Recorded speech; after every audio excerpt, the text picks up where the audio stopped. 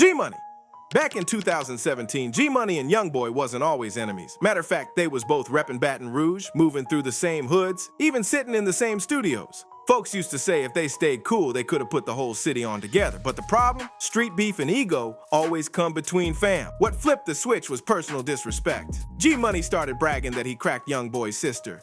And he ain't even keep it private, he went on camera talking about it in interviews and even slid it into his songs. For YB, that was more than rap, that was family business. And in the streets, once you cross that line, ain't no coming back. Tension started boiling. Diss tracks flew back and forth, both camps starting to send shots. Baton Rouge fans remember it, NBA versus. TBG was getting hotter every week, and when G made that line about Youngboy's sister, it basically put a target on his back. On the night of September 10th, 2017, G-Money left his studio around 1 in the morning. That's when everything went left. Reports say somebody was lurking, waiting for him outside. Soon as G stepped out, shots rang out, he got lit up on the spot. The news said he got popped multiple times, and when the smoke cleared, G was laid out right outside the building, taco split. Police started digging into it, and that's when the name NBA Lil Pap came up. Pap, real name DeAndre Fields, was one of Youngboy's close homies. Investigators believed he was the trigger man and that the hit was directly connected to the NBA versus TBG beef. Basically, the streets was saying Youngboy put money on G's head and Pap carried it out. Fans noticed how right after G's death, Youngboy's music started sounding darker. He was dropping lines like, "You was my dog, but you turned to a snake, and I had to handle that pressure." A lot of people connected those bars to G. And whether or not YB ever admits it, the timing made folks believe he was talking about his old friend turned enemy. G-Money's death was more than just another body in Baton Rouge. It set the tone for everything that came after. It turned NBA versus TBG into a real blood feud where bodies started dropping back and forth, and for Youngboy, it marked the first major Op fans say he got taken out. From that night on, the city knew YB wasn't just a rapper. He was a boss calling shots in the street war, and G-Money was the first example of what happens when you cross him. TBG Quick, 2018. Next name on this list, TBG Quick. Now this one right here is where the beef between NBA and TBG really started to feel like a war. Quick was a solid name in the TBG camp, always repping heavy for his side, never afraid to diss back at Youngboy or stand on business. In Baton Rouge, folks knew if you ran into Quick, you was running into a straight soldier for TBG. After G-Money's death in 2017, TBG wasn't letting up. They kept dissing, dropping tracks, and putting pressure on Youngboy and his camp. And Quick, he was one of the loudest voices holding that torch. He dissed Youngboy on social media, he spoke on the beef in music, and he wasn't scared to throw YB's name out there. But when you that loud in a war where bodies already dropping, you automatically on the hit list. In 2018, Quick's run came to an end. Reports say he got lined up in Baton Rouge and gunned down. The details of that night been shaky, cause like most Baton Rouge murders, people ain't really talked to the law. But on the streets, the story was clear. Youngboy allegedly put a bag on Quick's head. Just like G, Quick got caught slipping, and somebody made sure he never made it back home. Fans connected the dots almost instantly. One, because Quick was one of G's closest allies, and two, because right after Quick's death, Youngboy started dropping music that seemed to gloat. In one track he rapped, "Snakes can't hide, I cut the grass low," and folks swore that was aimed at TBG Quick. The way Youngboy would brag on beats while his ops was dropping it made people believe he was sending messages saying he was still one step ahead. What made Quick's death even heavier is how it broke down TBG's structure. With G already gone, losing Quick meant the crew was losing two of their main voices back to back. It left them weaker in the streets, and it showed Baton Rouge that NBA wasn't playing no games about eliminating anybody on the Ops side who spoke too loud. There's also Reddit and Baton Rouge street forums where fans claim Quick's death was payback for him allegedly moving on YB's homies earlier in the beef. Some fans even say Quick was plotting to catch Youngboy lacking, but got caught first. Whether that's true or not, the end result stayed the same. Another coffin for TBG, another win for NBA. When you talk about Youngboy allegedly getting people hit, Quick's name always comes up. Not because he was the biggest rapper, but because he was a soldier who represented TBG to the fullest. And taking him out was a message from Youngboy's side. Anybody who rides for G or talks too reckless was gonna end up just like him. By 2018, two big names from TBG were already gone. G-Money in 17, Quick in 18, back-to-back losses that had Baton Rouge on fire. And for Youngboy, it was like he was crossing names off a list. JayDaYoungan, 2022. By 2022, the NBA versus TBG beef had already stacked bodies. But this next name, it wasn't even Baton Rouge. This was a whole other city, JayDaYoungan. Jay was from Bogalusa, Louisiana, about an hour out from Baton Rouge. He wasn't TBG, but he ended up on Youngboy's radar because of rap politics and street pride. At first, JayDaYoungan and NBA was supposed to be cool. There was even talk of collabs back in the day, but things fell apart fast. Jay didn't like how YB moved. and YB didn't respect how Jay spoke on his name. They started exchanging disses on Instagram, subliminals in songs, and throwing shade in interviews. At one point, Youngboy straight up clowned Jay, calling him a lil boy and saying his buzz was dead. Jay clapped back, claiming he wasn't scared of NBA or his homies, and he let it be known he wasn't rocking with them at all. That tension kept building for years, and in the South, once that disrespect gets personal, it usually doesn't end with words. On July 27, 2022, JayDaYoungan was outside his home in Bogalusa with his pops. Reports say a group of masked gunmen pulled up in two separate cars. They hopped out, let off a barrage of shots, and left the scene. Jay got hit multiple times, chest, arms, legs, taco split bad.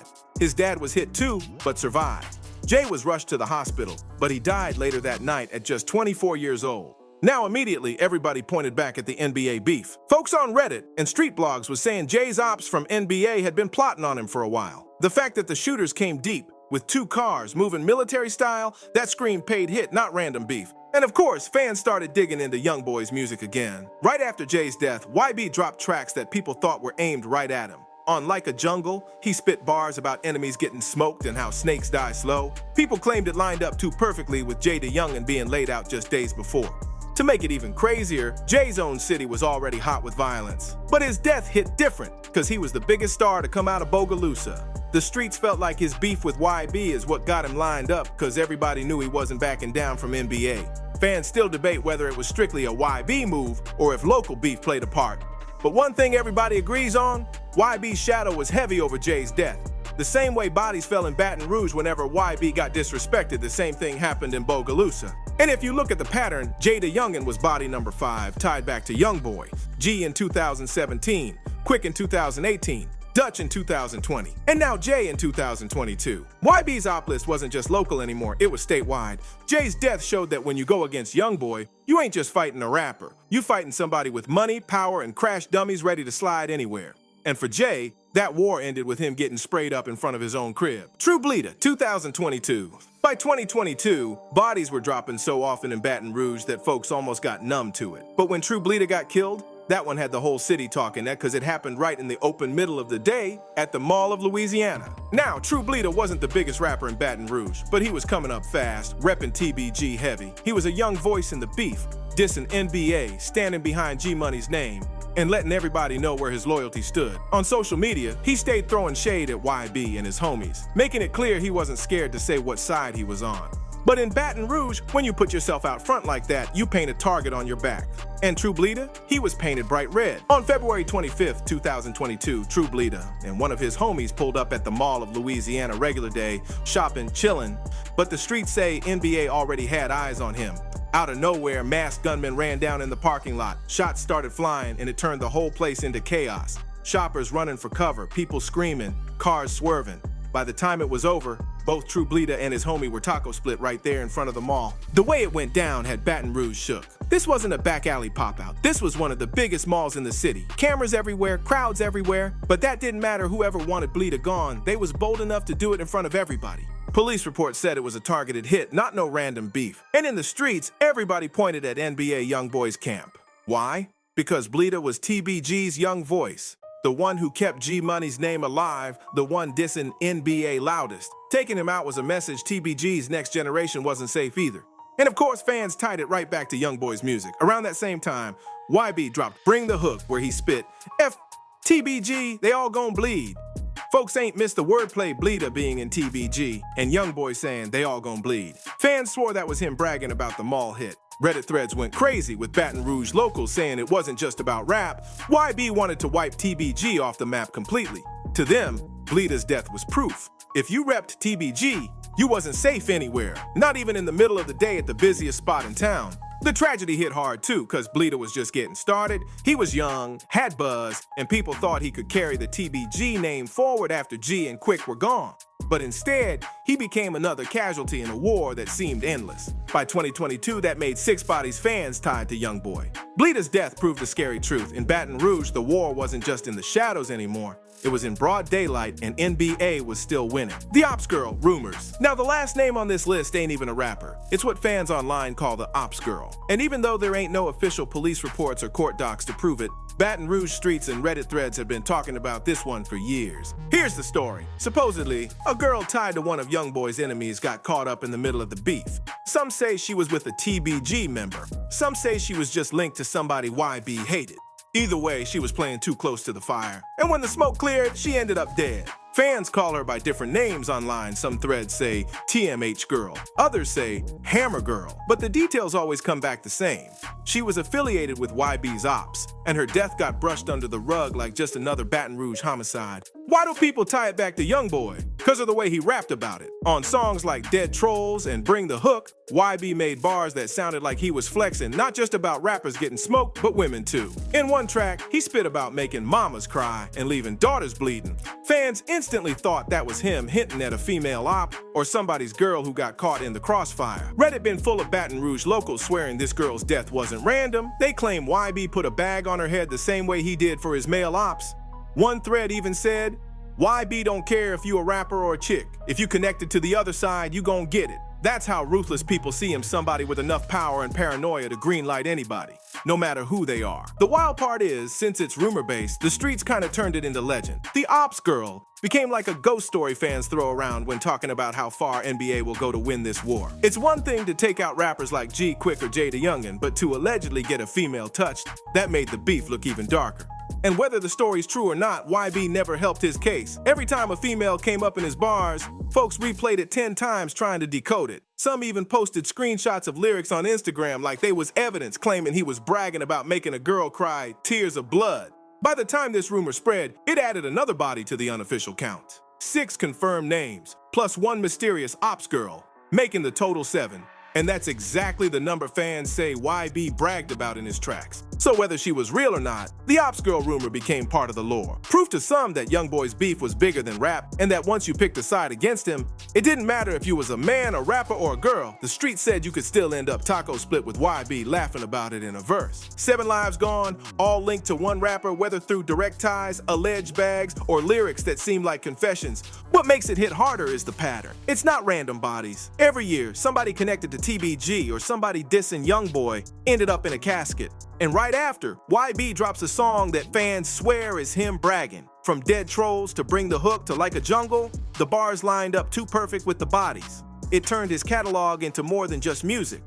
To his fans, it's like a diary of hits, with each track leaving breadcrumbs about who got knocked off next. And the wildest part, Youngboy never had to pull the trigger himself. He don't need to. With money, power, and loyalty, he got crash dummies ready to do the job. Folks in Baton Rouge say that's why he's still free, he just moves like a boss. Putting bags on heads, staying 10 steps removed, then rapping about it from the studio. Of course, the police never pinned most of these murders directly on YB. Only his homies like NBA Lil Pap ended up on paper.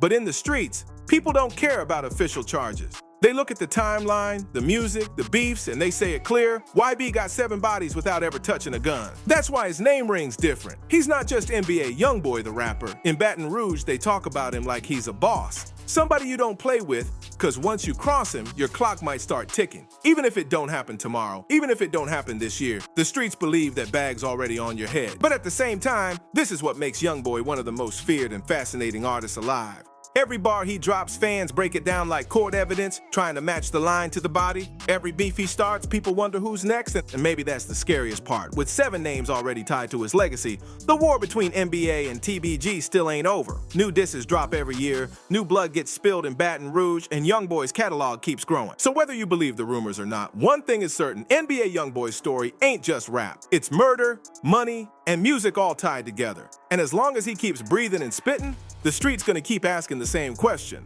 Who's the next op to get crossed off his list?